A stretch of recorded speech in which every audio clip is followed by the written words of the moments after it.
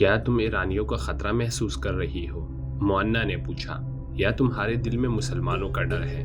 دونوں میں سے کسی کا بھی نہیں، عورت نے جواب دیا۔ مجھے تنہائی کا ڈر ہے۔ تم چلے جاؤ گے تو مجھے تنہائی کا احساس ہوگا جو تمہارے آنے سے پہلے نہیں تھا۔ معنا نے اسے سوالیہ نگاہوں سے دیکھا۔ تم اپنے فرض میں اتنے الجھے ہوئے ہو کہ تمہیں یہ احساس بھی نہیں کہ تم ایک جوان آدمی ہو، عورت نے کہا۔ فاتح سب سے پہلے مجھ جیسی عورت کو اپنا کھلونا بناتے ہیں۔ میں نے تم جیسا آدمی کبھی نہیں دیکھا۔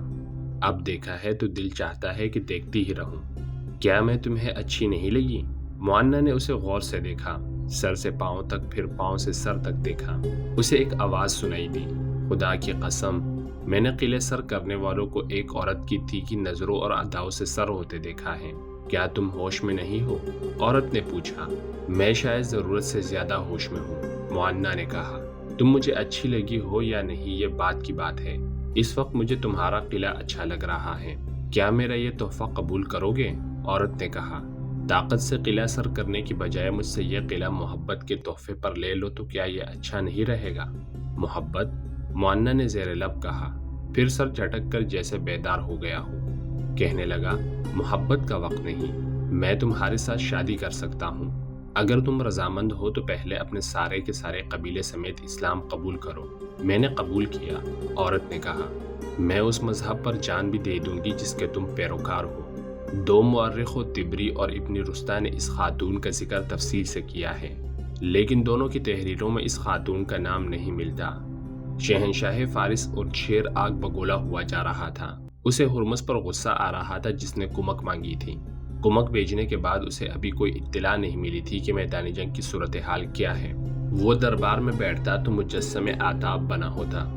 محل میں وہ کہیں بھی ہوتا تو اس کیفیت میں ہوتا کہ بیٹھتے بیٹھتے اٹھ کھڑا ہوتا، تیز تیز ٹہلنے لگتا اور بلا وجہ کسی نہ کسی پر غصہ جھاڑنے لگتا۔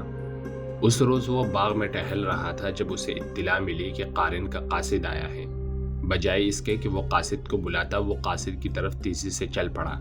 کیا قارن نے ان صحرائی گیدڑوں کو کچل ڈالا ہے؟ شیر نے پوچھا۔ شہنشاہ فارس، قاصد نے کہا۔ جان بخشی ہو، شہنشاہ کا غلام اچھی خبر نہیں لایا۔ کیا قارن نے بھی کمک مانگی ہے؟ شیر نے پوچھا۔ نہیں شہنشاہ فارس، قاصد نے کہا۔ سالار ہرمز مسلمانوں کے ہاتھوں مارا گیا ہے۔ مارا گیا ہے؟ شیر نے حیرت سے کہا۔ کیا ہرمز کو بھی مارا جا سکتا ہے؟ نہیں نہیں، یہ غلط ہے، یہ جھوٹ ہے۔ اس نے گرج کر قاصد سے پوچھا، تمہیں یہ پیغام کس نے دیا ہے؟ سالار قارن بن قریاس نے، قاصد نے کہا۔ ہمارے دو سالار قباز اور انوشجان پسپا ہو کر آ رہے تھے۔ باقی سپاہ جو زندہ تھی ایک ایک دو دو کر کے ان کے پیچھے آ رہی تھی۔ دریائے مقل کے کنارے وہ ہمیں آتے ہوئے ملے۔ انہوں نے بتایا کہ سالار ہرمز نے مسلمانوں کو انفرادی مقابلے کے لیے للکارا تو ان کا ایک سالار خالد بن ولید رضی اللہ عنہ ہمارے سالار کے مقابلے میں آیا۔ سالار ہرمز نے اپنے محافظوں کو ایک طرف چھپا دیا تھا۔ انہوں نے مسلمانوں کے سالار کو گھیرے میں لے کر قتل کرنا تھا۔ انہوں نے اسے گھیرے میں لے بھی لیا تھا، لیکن کسی طرف سے ایک مسلمان سوار سر پٹ گھوڑا دوڑاتا آیا۔ اس کے ایک ہاتھ میں برچھی اور دوسرے میں تلوار تھی۔ دیکھتے ہی دیکھتے اس نے سالار ہرمز کے 6-7 محافظوں کو ختم کر دیا۔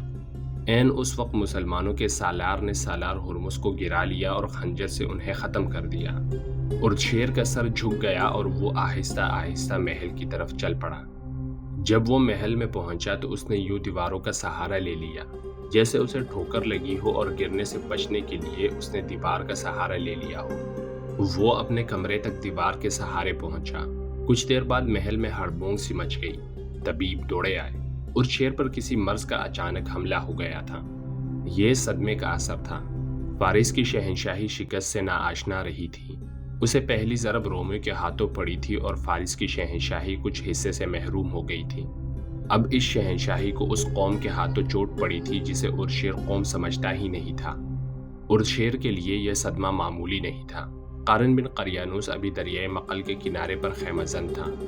اس نے وہاں اتنے دن اس لیے قیام کیا تھا کہ ہرمز کی فوج کے بھاگے ہوئے کماندار اور سپاہی ابھی تک چلے آ رہے تھے۔ قارن انہیں اپنے لشکر میں شامل کرتا جا رہا تھا۔ ہرمز کے دونوں سالار قباز اور انوشجان اس کے ساتھ ہی تھے۔ وہ اپنی شکست کا انتقام لینے کا عہد کیے ہوئے تھے۔ ان کے کہنے پر قارن پیش قدمی میں محتاط ہو گیا تھا۔ قیام کے دوران اس کے جاسوس اسے اطلاعیں دے رہے تھے کہ مسلمانوں کی سرگرمیاں اور عزائم کیا ہیں۔ ان اطلاعوں سے اسے یقین ہو گیا تھا کہ مسلمان واپس نہیں جائیں گے بلکہ آگے آ رہے ہیں۔ خالد رضی اللہ عنہ نے جنگ سلاسل جیتنے کے بعد کاظمہ، ابلا اور چھوٹی چھوٹی آبادیوں کے انتظامی امور اپنے ہاتھوں میں لے لیے تھے۔ جب وہ ان آبادیوں میں گئے تو وہاں کے مسلمانوں نے چلا چلا کر خالد زندہ باد، اسلام زندہ باد، خلافت مدینہ زندہ باد کے نعرے لگائے۔ وہ سرسبز اور شاداب علاقہ تھا۔ عورتوں نے خالد رضی اللہ عنہ اور اس کے محافظوں کے راستے میں پھول پھینکے۔ اس علاقے کے مسلمانوں کو بڑی لمبی مدت بعد ایرانی جور و استبداد سے نجات ملی تھی۔ خالد رضی اللہ عنہ، کیا تو ہماری عصمتوں کا انتقام لے گا؟ خالد رضی اللہ عنہ کو کئی عورتوں کی آوازیں سنائی دی۔ ہمارے جوان بیٹوں کے خون کا انتقام، انتقام، خالد انتقام۔ یہ ایک شور تھا، للکار تھی، اور خالد رضی اللہ عنہ اس شور سے گزرتے جا رہے تھے۔ ہم واپس جانے کے لیے نہیں آئے۔ خالد رضی اللہ عنہ نے وہاں کے مسلمانوں سے کہا، ہم انتقام لینے آئے ہیں۔ مسلمانوں کے ایک وفد نے خالد رضی اللہ عنہ کو بتایا کہ اس علاقے کے غیر مسلموں پر وہ بھروسہ نہ کرے، یہ سب فارسیوں کے مددگار ہیں۔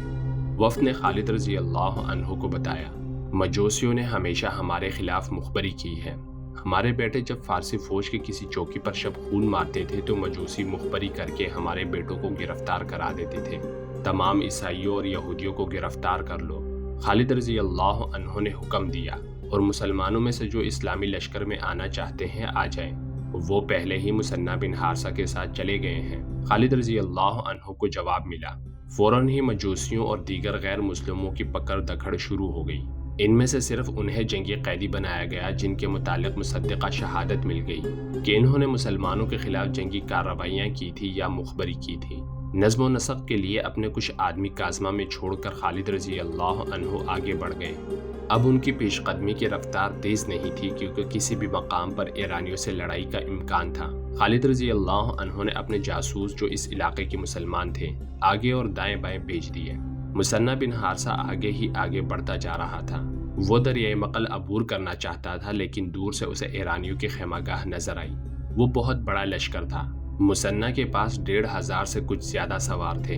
اتنی تھوڑی تعداد سے مثنہ ایرانی لشکر سے ٹکر نہیں لے سکتا تھا۔ ہمیں یہی سے پیچھے ہٹ جانا چاہیے، مثنہ کے ایک ساتھی نے کہا۔ یہ لشکر ہمیں گھیرے میں لے کر ختم کر سکتا ہے، سمجھنے کی کوشش کرو، مثنہ نے کہا۔ اگر ہم پیچھے ہٹے تو فارسیوں کے حوصلے بڑھ جائیں گے۔ ہمارے سپہ سالار خالد نے کہا تھا کہ بیشتر اس کے کہ فارسیوں کے دلوں سے ہماری دہشت ختم ہو جائے ہم ان پر حملے کرتے رہیں گے۔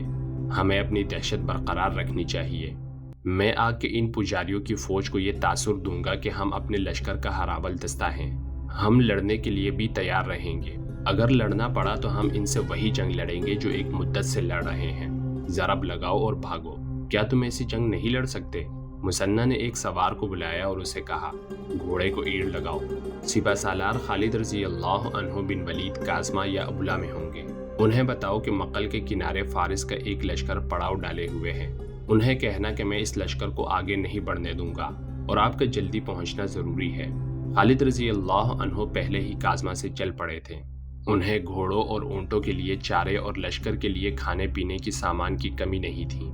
اس علاقے کے مسلمانوں نے ہر چیز کا بندوبست کر دیا تھا۔ خالد رضی اللہ عنہ کا راستہ کوئی اور تھا۔ وہ ابلا سے کچھ دور کھنڈروں کے قریب سے گزر رہے تھے۔ سامنے ایک گھوڑ سوار بڑی تیز رفتار سے آ رہا تھا۔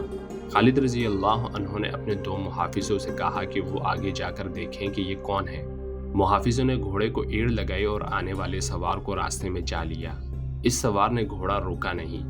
دونوں محافظوں نے اپنے گھوڑے اس کے پہلوؤں پر کر لیے اور اس کے ساتھ آئے۔ مثنہ بن حارثہ کا پیغام لایا ہے، دور سے ایک محافظ نے کہا۔ فارس کا ایک تازہ دم لشکر دریائے مقل کے کنارے پڑاؤ کیے ہوئے ہیں۔ مثنہ کے قاصد نے خالد رضی اللہ عنہ کے قریب آ کر رکتے ہوئے کہا، تعداد کا اندازہ نہیں۔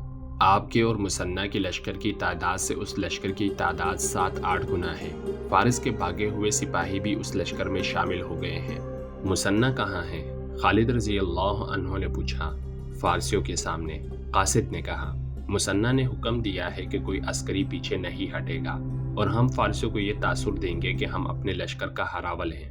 مثنہ نے پیغام دیا ہے کہ جلدی پہنچیں۔ خالد رضی اللہ عنہ نے اپنی فوج کی رفتار تیز کر دی۔ اور رخ ادھر کر لیا جدھر مثنیٰ بن حارثہ تھے۔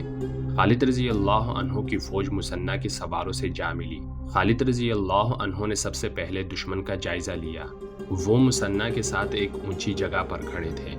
دشمن جنگ کی تیاری مکمل کر چکا تھا۔ فارسی ہمیں آمنے سامنے کی لڑائی لڑانا چاہتے ہیں۔ خالد رضی اللہ عنہ نے مثنیٰ سے کہا، دیکھ رہے ہو ابن حارثہ، انہوں نے دریا کو اپنے پیچھے رکھا ہے، یہ فارسی صرف آمنے سامنے کی لڑائی لڑ سکتے ہیں۔ مثنیٰ نے کہا، مجھے ان کے ایک قیدی سے پتا چلا ہے کہ ان کے 2 سالار جن کے خلاف ہم لڑے ہیں وہ زندہ پیچھے آ گئے ہیں۔ ایک کا نام قباس ہے اور دوسرے کا نام انوشجان۔ انہوں نے اپنے سالار کو بتایا ہوگا کہ ہمارے لڑنے کے انداز کیسے ہیں، اسی لیے انہوں نے اپنے عقب کو ہم سے اس طرح محفوظ کر لیا ہے کہ اپنے پیچھے دریا کو رکھا ہے۔ زیادہ نہ سوچ ولید کے بیٹے، میں ان کے خلاف زمین کے نیچے سے لڑتا رہوں گا۔